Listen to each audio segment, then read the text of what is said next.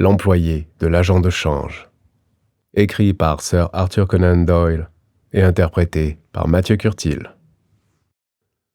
Peu de temps après mon mariage, j'avais acheté une clientèle dans le quartier de Paddington. Le vieux Mr. Farquhar, qui me l'avait cédé, avait été autrefois un excellent praticien de médecine générale. Mais son âge, compliqué d'un mal qui ressemblait à la danse de Saint-Guy, avait éloigné les patients de son cabinet. Rien d'anormal, n'est-ce pas, à ce que le public parte du principe que l'homme qui fait profession de soigner autrui doit être lui-même en bonne santé. Beaucoup de gens se méfient du médecin dont les remèdes sont inefficaces pour son propre cas. Au fur et à mesure que déclinait mon prédécesseur, sa clientèle tombait. Quand je pris sa succession, elle était descendue de 1200 consultations annuelles à 300. Toutefois, j'étais jeune, plein d'énergie, et j'avais confiance. Quelques années, j'en étais sûr, me suffiraient pour remonter la pente. Au cours des 3 mois qui suivirent mon installation, je ne bougeais de chez moi que pour visiter mes malades. Je vis donc rarement mon ami Sherlock Holmes, qui ne se déplaçait presque jamais en dehors de ses affaires, puisque, de mon côté, j'étais trop occupé pour me rendre dans Baker Street. Aussi fus-je surpris, un certain matin de juin, lorsque, assis en train de lire la Gazette médicale anglaise après mon petit déjeuner, j'entendis la sonnette, bientôt suivie de la voix aiguë, presque stridente, de mon vieux camarade. « Ah, mon cher Watson !» s'écria-t-il en pénétrant dans le salon. « Je suis ravi de vous voir. J'espère que Mrs. Watson est tout à fait remise des petites émotions que nous avons connues lors de notre aventure du signe des 4. »« Merci. Tous deux nous allons très bien. » répondis-je en lui serrant chaleureusement la main. « Et j'espère aussi, » reprit-il en s'asseyant dans le rocking-chair, « que les soucis de l'exercice de la médecine n'ont pas entièrement détruit l'intérêt que vous portiez à nos petits problèmes logiques. »« Ah, au contraire ! Hier soir encore, je me suis plongé dans mes vieilles notes pour classer quelques-uns de nos résultats. Considéreriez-vous votre collection comme terminée, achevée, complète ? Pas du tout. Je ne souhaiterais rien de mieux que de l'enrichir d'expériences nouvelles. Aujourd'hui, par exemple ? Oui, aujourd'hui, si cela vous plaît. Et aussi loin qu'à Birmingham ? Certainement, si vous le désirez. Et la clientèle ? J'assure celle de mon voisin quand il s'en va. Il est toujours prêt à s'acquitter de ses dettes. Ah, voilà qui est parfait ! S'exclama Holmes, en se laissant aller dans son fauteuil et en me regardant attentivement à l'abri de ses paupières à demi closes. Je m'aperçois que ces derniers temps, votre santé n'a pas été brillante. Les rhumes de l'été sont toujours assez fatigants. J'ai dû rester à la chambre 3 jours la semaine dernière à cause d'un coup de froid. Mais je croyais que je n'en arborise aucune trace. En effet, vous paraissez remarquablement en forme. Comment, alors, avez-vous su que j'avais été souffrant ? Vous connaissez mes méthodes, cher ami. Vous l'avez déduit ? Exactement. Et de quoi ? De vos pantoufles. Je considérais les pantoufles vernis neuves que je portais. Comment diable ? Holmes répondit à ma question, avant que j'eusse eu le temps de la formuler. Vos pantoufles sont neuves. Il ne peut pas y avoir plus de quelques semaines que vous les avez. Or, les semelles que vous présentez en ce moment à ma vue sont légèrement roussies. Un instant, j'ai pensé que vous aviez pu les mouiller, puis les roussir en les séchant. Mais près de la cambrure, je vois un petit disque rouge de papier avec les hiéroglyphes du marchand. L'humidité l'aurait naturellement décollé. Vous vous êtes donc assis les pieds au feu, ce qu'un homme en parfaite santé n'aurait pas fait, même par un mois de juin aussi pluvieux que celui dont nous sommes gratifiés. Les raisonnements de Holmes avaient ceci de particulier. Une fois l'explication fournie, la chose était la simplicité même. Il lut ce sentiment sur mon visage. Son sourire se nuança d'amertume. « Ah, j'ai l'impression que je me déprécie quand j'explique. Des résultats sans cause sont beaucoup plus impressionnants. Êtes-vous prêt à partir pour Birmingham ? » « Bien sûr. De quelle affaire s'agit-il ? » « Je vous la raconterai dans le train. Mon client est dehors dans une voiture. Pouvez-vous venir tout de suite ? 1 minute, et je suis à vous. » Je griffonnai un billet pour mon voisin, montai 4x4 afin d'avertir ma femme, et rejoignis Holmes sur le pas de ma porte. « Votre voisin est un médecin ? » me demanda-t-il en me désignant la plaque de cuivre. « Oui, il a acheté une clientèle, comme moi. » Une clientèle établie depuis longtemps ? Comme la mienne. Toutes deux existaient depuis que les maisons ont été construites. Ah, dans ce cas, vous vous êtes assuré de la meilleure des deux. Je pense que oui. Mais comment le savez-vous ? Par les marches, mon cher. Les vôtres sont 3 fois plus usées que les siennes. Mais voici, dans cette voiture, mon client, Mr. Hall Pycroft. Permettez-moi de vous présenter à lui. Fouettez votre cheval, cocher, car nous avons juste le temps d'arriver à la gare pour prendre le train. L'homme en face de qui je m'assis était jeune, bien bâti, avec un teint clair, un visage ouvert et honnête, et une petite moustache blonde frisée. Il portait un haut de forme brillant, un costume noir sombre et élégant. Bref, ce qu'il fallait pour lui donner l'apparence de ce qu'il était. Un jeune familier de la City, appartenant à cette classe que l'on a baptisée Cockneys, mais qui fournit l'élite de nos régiments de volontaires, de nos sportifs et de nos athlètes. Sa figure ronde, rougeaude, respirait naturellement la bonne humeur. Mais les coins de sa bouche s'étaient affaissés, sous l'effet d'une détresse qui ne me parut pas exempte de comique. Il me fallut attendre cependant que nous fussions installés dans notre compartiment de première classe et que notre train eût démarré dans la direction de Birmingham pour apprendre la nature de l'ennui qui l'avait conduit chez Sherlock Holmes. « Nous avons 70 minutes devant nous. Je vous demande, Mr. Hall Pycroft, de bien vouloir faire part à mon ami de votre très intéressante aventure, exactement comme vous m'en avez fait part à moi-même, avec même quelques détails supplémentaires, si possible.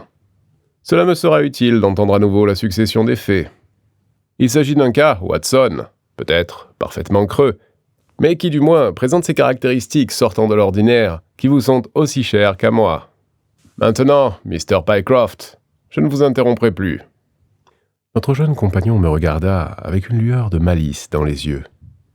« Le pire dans cette histoire, c'est que j'ai l'air du plus fiefé des idiots. Évidemment, rien n'est encore catastrophique, et d'ailleurs, je ne vois pas comment j'aurais pu agir autrement. Mais si j'ai perdu ma place sans compensation, alors je paierai cher pour le loup crétin que j'aurais été. Je ne suis pas très fort pour raconter les histoires, Dr. Watson, mais il faut me prendre comme je suis. Je travaillais chez Coxon et Woodhouse, à Draper's Garden. Mais au début du printemps, ils eurent un coup dur avec l'emprunt vénézuélien, comme vous vous rappelez sans doute, et ce fut une méchante faillite. J'étais resté chez eux 5 ans. Le vieux Coxon me délivra un fameux certificat quand survint le krach. Mais nous, les employés, au nombre de 27, nous fûmes tous sur le pavé. Je frappais à plusieurs portes, mais il y avait beaucoup d'autres types dans mon cas, et j'essuyais partout un fiasco complet. Chez Coxon, on me payait 3 livres par semaine. J'en avais économisé environ 70, mais je commençais à en avoir la faim.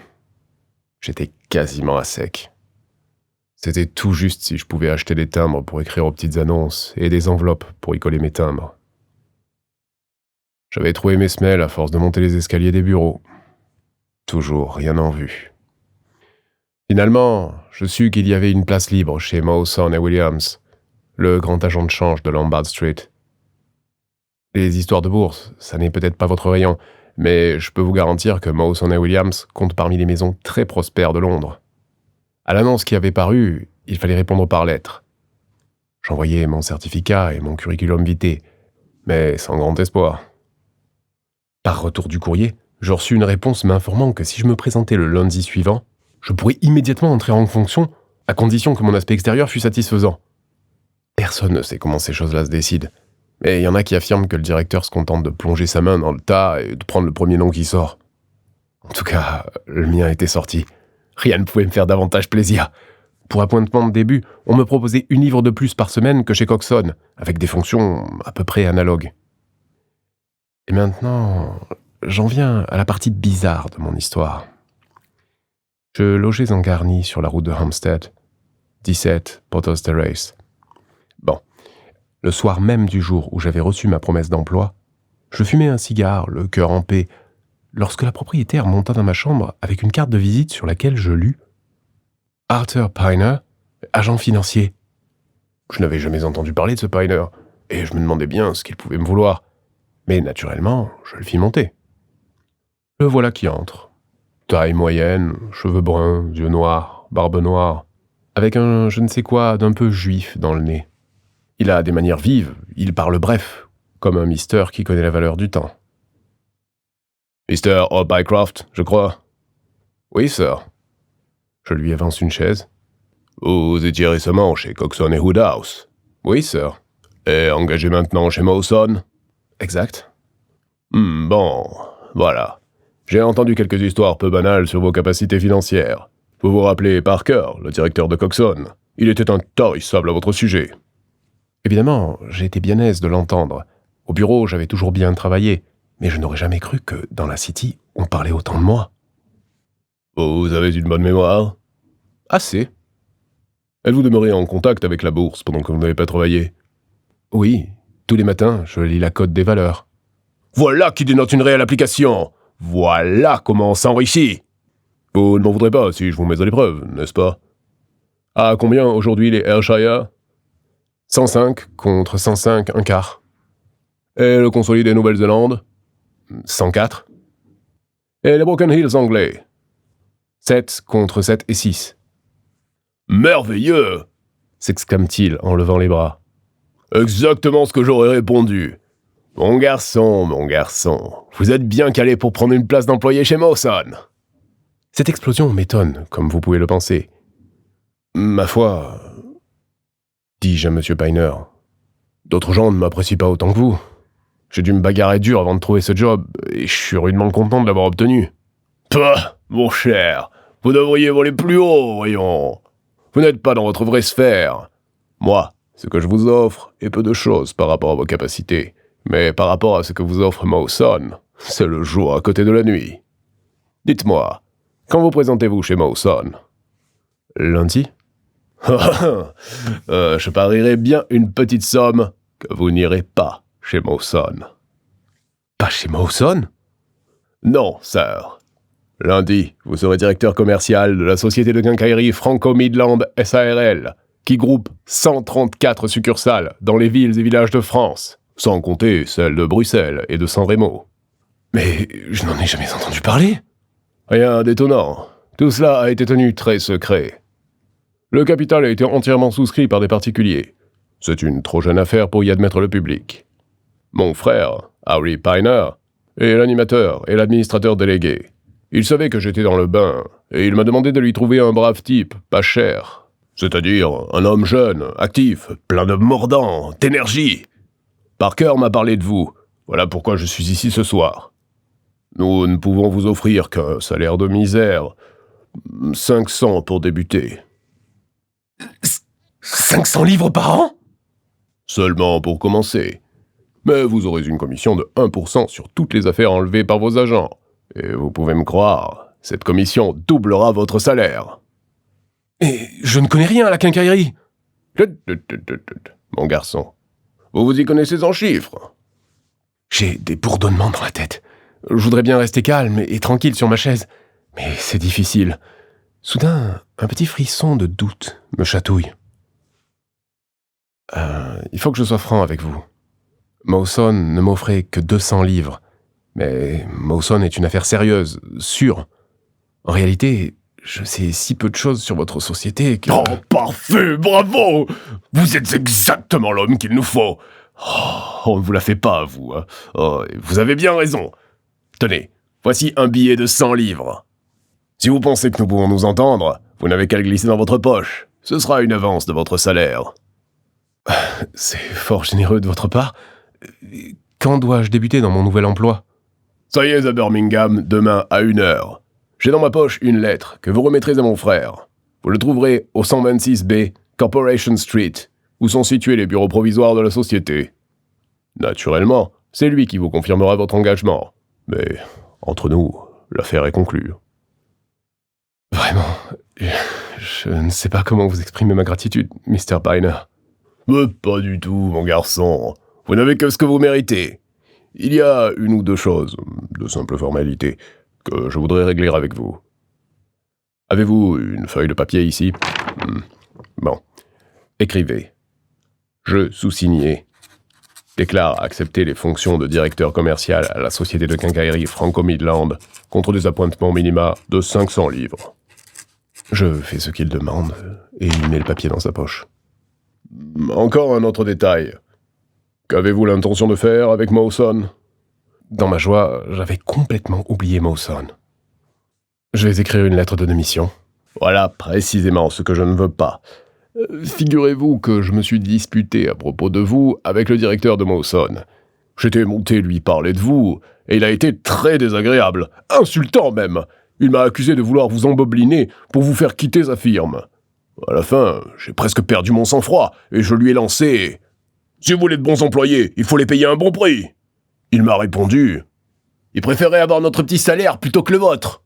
Et moi j'ai répondu « Je vous parie 500 livres que lorsqu'il aura écouté mes offres, vous n'entendrez plus jamais parler de lui !»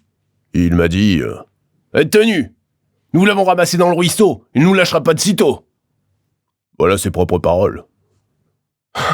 L'impudent coquin ! Jamais je ne l'ai vu de ma vie. D'ailleurs, pourquoi m'occuperais-je de lui ? Si vous préférez que je ne lui écrive pas, certainement je ne lui écrirai pas. Bien, voilà qui est promis, me dit-il en se levant de sa chaise. Eh bien, je suis ravi d'avoir déniché pour mon frère quelqu'un d'aussi intelligent. Voici votre avance de 100 livres, et voici la lettre. Prenez note de l'adresse. 126B, Corporation Street, et souvenez-vous de l'heure de votre rendez-vous. Demain, à 1h. Bonne nuit. Je vous souhaite de gagner tout l'argent que vous méritez. Voilà tout ce qui s'est passé entre nous, si mes souvenirs sont exacts. Vous imaginez, Dr. Watson, comme j'étais content d'avoir une chance aussi peu ordinaire. Je passais la moitié de la nuit à remuer tout ça dans ma tête, et le lendemain, je partis pour Birmingham par un train qui me laissait suffisamment de temps pour arriver à l'heure. Je déposai mes affaires dans un hôtel de New Street, et je me rendis à l'adresse indiquée. J'étais en avance d'1 quart d'heure, mais je me dis que ça n'avait pas d'importance. Le 126B était un couloir entre 2 grandes boutiques qui menaient à un escalier de pierre en colimaçon sur lequel ouvraient de nombreux appartements loués en guise de bureaux à des sociétés ou à des membres de professions libérales. Les noms des locataires étaient badigeonnés sur un tableau, mais je ne vis pas le nom de la SARL Franco-Midland de Quincaillerie. Je demeurais interdit. J'en avais le cœur gros comme une montagne. Je me demandais si toute cette affaire était une mystification. Et puis, un homme survint et m'adressa la parole. Il ressemblait beaucoup au type que j'avais vu la veille au soir. Il avait la même voix, la même silhouette, mais il était imberbe et ses cheveux étaient plus clairs. « Seriez-vous Mr. Hall Pycroft ?»« Oui. »« Ah, je vous attendais. Mais vous êtes un peu en avance. J'ai reçu ce matin une lettre de mon frère. Il me chante vos louanges. »« J'étais en train de chercher vos bureaux. »« Nous n'avons pas encore notre nom inscrit ici. Car ce n'est que la semaine dernière que nous avons pu nous procurer ces locaux provisoires. Venez avec moi, nous allons parler de l'affaire. » Je le suis jusqu'en haut d'un escalier, sous les ardoises. Là, 2 petites pièces vides et poussiéreuses, sans tapis et sans rideaux, dans lesquelles il me pousse. Moi, j'avais pensé à un grand bureau avec des tables étincelantes, des employés rangés derrière, comme j'y étais habitué. Alors, je regarde plutôt interloqué 2 chaises branlantes et une petite table qui, avec un registre et une corbeille à papier, composait tout l'ameublement. « Ne vous découragez pas, Mr. Pycroft !» s'écrie ma nouvelle connaissance en voyant la tête que je faisais. « Rome ne s'est pas construite en un jour. Nous avons beaucoup d'argent derrière nous, quoique nous ne fassions pas énormément des pâtes dans nos bureaux. Allons, asseyez-vous et donnez-moi votre lettre. » Je la lui donne. Il la lit très soigneusement. « Oh, vous semblez avoir produit une très forte impression sur mon frère Arthur, » dit-il en reposant la lettre. « Or, je le connais bien, il a le jugement sain. Certes, il ne jure que par Londres et moi par Birmingham. Toutefois, en cette occasion, je suivrai son avis. Veuillez vous considérer comme définitivement engagé. » Qu'aurais-je à faire ? Vous aménagerez bientôt notre grand dépôt de Paris qui va déverser un flot de faïences et de poteries anglaises dans les magasins de nos 134 agents en France. L'achat sera totalement effectué dans la semaine. D'ici là, vous resterez à Birmingham et vous vous rendrez utile. En quoi faisant ? Pour toute réponse, voilà qu'il prend dans un tiroir un gros livre rouge. Ceci est le bottin. Le bottin est la liste des habitants de Paris. Leur profession est inscrite après le nom. Je voudrais que vous emportiez ce livre chez vous et que vous releviez le nom de tous les quincailliers avec leurs adresses.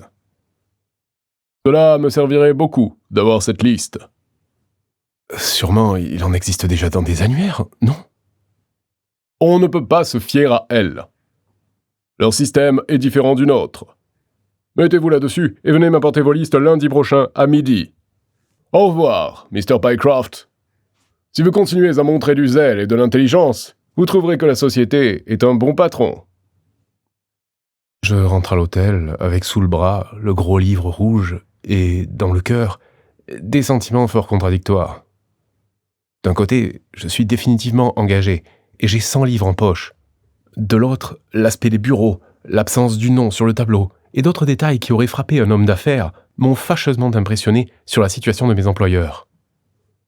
Mais, après tout, j'ai mon argent. Advienne que pourra. Je m'attelle donc à ma tâche. Tout le dimanche, je demeure penché au-dessus du bottin. Et lundi, je n'en suis arrivé qu'à la lettre H. Je retourne chez mon patron. Je le trouve dans la même pièce vide. Il me dit de continuer jusqu'au bout et de revenir mercredi. Mercredi, je n'ai pas encore terminé. Je travaille d'arrache-pied jusqu'à vendredi, c'est-à-dire hier. Alors, j'apporte mon travail à Mr. Harry Piner. « Oh, je vous remercie beaucoup. Je crains d'avoir sous-estimé les difficultés de cette tâche. Vous avez fait là un travail qui me sera d'un secours matériel considérable. Et qui m'a pris du temps. Maintenant, je vais vous demander de me dresser la liste des maisons d'ameublement, car elles vendent toutes de la quincaillerie. » « Très bien. »« Venez demain soir à 7 heures pour me dire où vous en serez. Ne vous surmenez pas. 2 heures de music-hall dans la soirée ne vous feront pas de mal après vos travaux. » Le voilà qui se met à rire tout en me parlant, et je m'aperçois, non sans sursauter, que sa deuxième dent du côté gauche a un très vilain plombage en or. « Ah ah !» Sherlock Holmes frotta les mains avec ravissement, tandis que moi, je contemplais avec ahurissement notre client. « Oui, vous avez bien raison de paraître sidéré, Dr. Watson. Et pourtant, c'est ainsi. Quand j'avais causé avec l'autre type à Londres, il avait ri à l'idée que je n'irais pas chez Mawson. Et j'avais remarqué que sa dent était plombée, très exactement comme celle que j'ai vue hier. Vous comprenez, le reflet de l'or, dans les deux cas, fixa mon attention. Quand je réfléchis que la voix et la silhouette étaient les mêmes, et que les seules caractéristiques qui différaient pouvaient provenir d'un coup de rasoir ou d'une perruque, je me dis que c'était certainement un seul et même homme. Bien sûr, on comprend que 2 frères se ressemblent, mais pas au point d'avoir la même dent plombée de la même façon. Il me congédia et je me retrouvai dans la rue, ne sachant pas trop si je marchais sur la tête ou sur les talons. Je revins à mon hôtel, me plongeai la tête dans l'eau froide et essayai de penser. Pourquoi m'avait-il envoyé de Londres à Birmingham ? Pourquoi était-il arrivé à Birmingham avant moi ? Pourquoi s'était-il écrit une lettre à lui-même ? C'était trop de problèmes pour ma tête. Je n'y comprenais rien. Et soudain, l'idée me traversa que ce qui était pour moi noir comme la nuit pouvait être clair comme le jour pour Mr. Sherlock Holmes. J'ai eu juste le temps de prendre le train de nuit, de le voir ce matin et de vous ramener tous deux à Birmingham. Lorsque l'employé de l'agent de change eut terminé le récit de sa surprenante aventure, il y eut un instant de silence. Puis Sherlock Holmes m'adressa un clin d'œil et s'adossa au coussin avec la figure à la fois satisfaite et critique d'un connaisseur qui vient de s'humecter le palais avec un grand cru de l'année. « Pas mal, Watson, n'est-ce pas ? Il y a dans cette affaire certains détails qui me plaisent. Je pense que vous conviendrez avec moi qu'un entretien avec Mr. Harry Piner, au siège provisoire de la Franco-Midland, ne manquerait pas de piquant pour nous deux. » « Et comment pourrons-nous ? » demandai-je. « Oh, rien de plus facile ! Vous êtes 2 de mes amis qui cherchaient un emploi. Quoi de plus normal que je vous présente à l'administrateur délégué ? » ?»« Bien sûr. D'accord. Je voudrais voir de près ce personnage et tenter de percer son petit jeu. Quelle qualité, mon ami, possédez-vous donc pour que vos services soient si hautement évalués ? Oh, serait-il possible que... » Il se mit à se ronger les ongles et à regarder obstinément par la portière. Nous n'obtînmes pas plus de 2 ou 3 paroles de lui avant notre arrivée dans New Street. À 7 heures, ce soir-là, nous déambulions tous les 3 dans Corporation Street, vers les bureaux de la société. Ce n'est pas la peine d'arriver en avance. Il ne vient là que pour me voir, apparemment, car les lieux sont inoccupés jusqu'à l'heure fixée pour notre rendez-vous. Voilà qui est suggestif. Je vous l'avais bien dit. Oh, le voici qui marche devant nous !»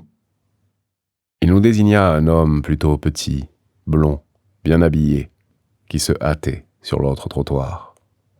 Tandis que nous le surveillions, il regarda du côté d'un gamin qui hurlait les titres de la dernière édition du journal du soir, s'élança au milieu des voitures et des bus pour en acheter un. Puis, le journal dans une main, il disparut par une porte. « C'est là! Venez avec moi! Je vais tout régler le plus facilement du monde !» Nous grimpâmes 5 étages à sa suite. Notre client frappa à une porte entr'ouverte. « Entrez !» Nous nous trouvâmes alors dans la pièce nue et vide qui nous avait été décrite. Devant la table unique était assis l'homme que nous avions aperçu dans la rue. Le journal du soir était étalé sous ses yeux.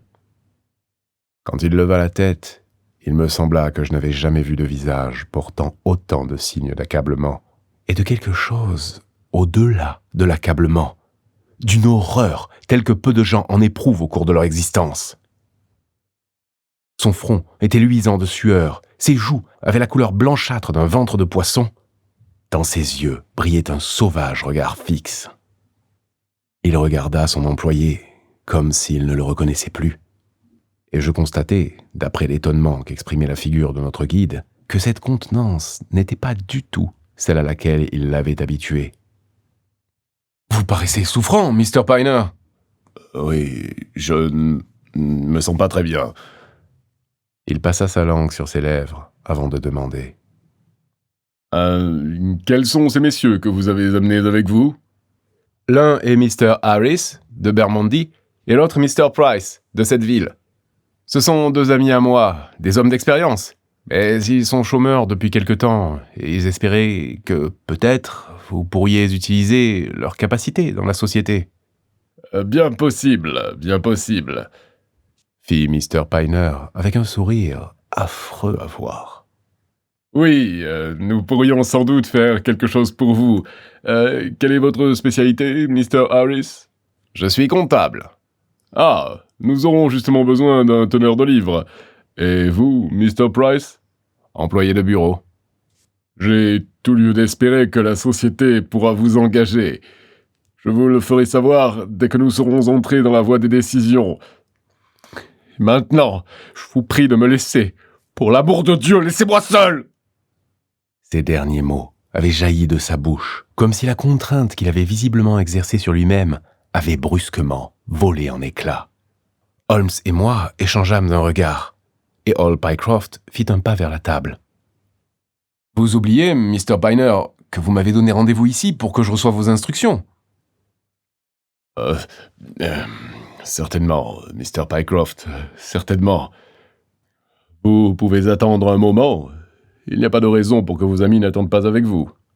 Je serai tout à fait à votre disposition dans 3 minutes, si tant est que je puisse abuser de votre patience jusque-là. » Il se leva avec un air très courtois, s'inclina en passant devant nous, ouvrit une porte située à l'autre bout du bureau et la referma derrière lui.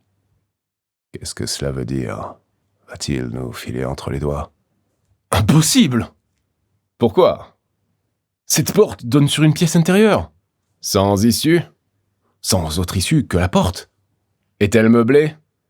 Hier, elle était vide. Alors, que peut-il y faire ? Quelque chose m'échappe dans cette affaire. Si jamais un homme a été aux 3/4 fou de terreur, c'est bien Piner. Qu'est-ce qui a bien pu lui donner la tremblote ? Il a pensé que nous étions des policiers. C'est sûr ! Holmes secoua la tête. Il n'est pas devenu blême. Il était blême quand nous sommes entrés. Il est possible que... Sa phrase fut interrompue par un toc-toc assez fort qui venait de la porte intérieure. Pourquoi diable frappe-t-il à sa propre porte ? À nouveau, et beaucoup plus fort, retentit le toc-toc-toc. Cette porte fermée commençait à nous énerver. Je me tournai vers Holmes et je vis sa figure se figer, tandis qu'il se penchait en avant avec une excitation intense. Puis, soudain, nous entendîmes une sorte de gargouillement et un vif tambourinage sur du bois. Holmes bondit comme un forcené à travers la pièce et poussa sur la porte. Elle était assujettie de l'intérieur. Ensemble, nous pesâmes dessus de toutes nos forces, de tout notre poids. Une charnière sauta, puis une autre. Enfin, la porte céda. Nous nous élançâmes par-dessus les débris. La pièce était vide. Notre embarras ne dura qu'une seconde. Dans un angle, l'angle le plus proche du bureau où nous avions attendu, il y avait une deuxième porte. Holmes sauta, l'ouvrit. Par terre, gisaient une veste et un gilet. À un crochet, fixé derrière la porte, était pendu, avec ses propres bretelles autour du cou, l'administrateur délégué de la société de quincaillerie Franco-Midland. Il avait les genoux remontés, la tête qui faisait un angle atroce avec le reste du corps. Le battement de ses talons contre la porte avait été le bruit qui avait interrompu notre conversation. En un instant, je l'avais attrapé par la taille, soulevé, tandis que Holmes et Pycroft dénouaient les bandes élastiques qui avaient presque disparu entre les plis blanchâtres de la peau. Puis, nous le transportâmes dans l'autre pièce. Il reste là, étendu. La figure avait le teint plombé de l'ardoise. À chaque souffle, ses lèvres rouges se gonflaient et se dégonflaient. Une véritable ruine à côté de ce qu'il avait été quelques minutes plus tôt. « Qu'est-ce que vous en pensez, Watson ?» Je me penchai pour procéder à un bref examen. Le pouls était faible et régulier, mais sa respiration se faisait moins saccadée et ses paupières frémissaient assez pour laisser voir un peu du blanc de l'œil. Il était -5, mais à présent, il vivra. Tenez, ouvrez la fenêtre, s'il vous plaît, et apportez-moi la carafe d'eau. Je lui déboutonnai le col, j'aspergeai sa figure, et je fis exécuter à ses bras tous les mouvements classiques destinés à ranimer les asphyxiés, jusqu'à ce qu'il émît un souffle long et normal. Ce n'est plus qu'une question de temps. Holmes se tenait près de la table, les deux mains enfoncées dans les poches de son pantalon et le menton baissé contre la poitrine. « Je suppose que nous devrions maintenant appeler la police.